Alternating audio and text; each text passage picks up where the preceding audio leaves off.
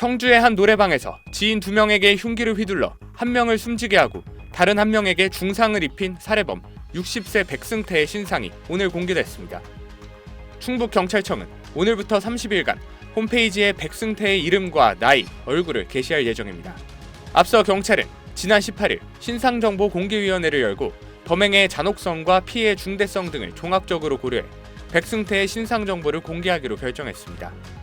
백승태가 이의를 제기함에 따라 주말과 공휴일을 제외한 닷새간의 유예기간을 거쳐 이날 신상정보가 공개됐습니다.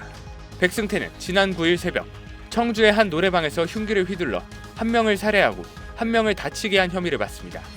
술에 취한 상태였던 백승태는 피해자들이 각각 잠자고 있던 방에 들어가 미리 준비한 흉기로 범행했습니다.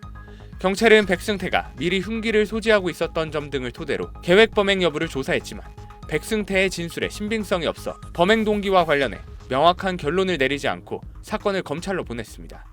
앞서 사건 발생 당시 경찰이 흉기에 찔린 피해자가 있던 노래방의 문이 잠겨있자 이곳을 범행 현장으로 단정하지 못한 채 철수했다는 사실이 알려졌습니다.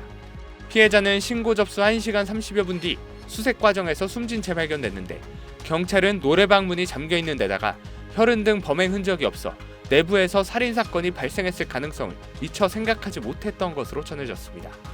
SBS 김지욱입니다.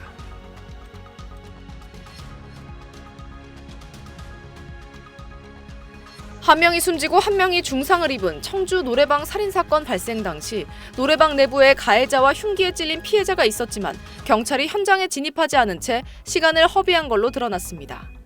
피해자는 신고 접수 1시간 30분 만에야 진행된 내부 수색 과정에서 숨진 채 발견됐습니다.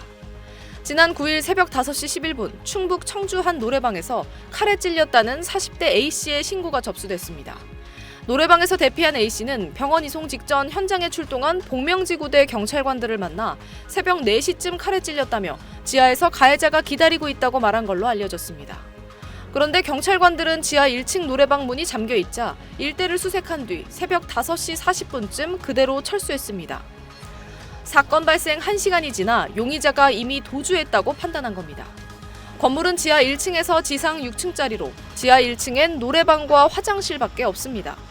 당시 노래방에는 이 사건으로 숨진 50대 B씨와 60대 가해자 C씨, 업주가 함께 있던 상황.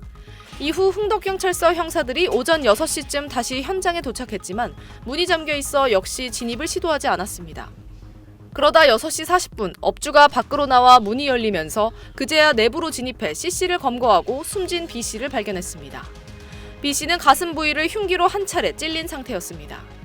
업주는 가해자 C씨 등 손님들에게 방을 내준 뒤 안에서 잠을 자느라 살인사건이 벌어진 줄도 몰랐던 걸로 조사됐습니다.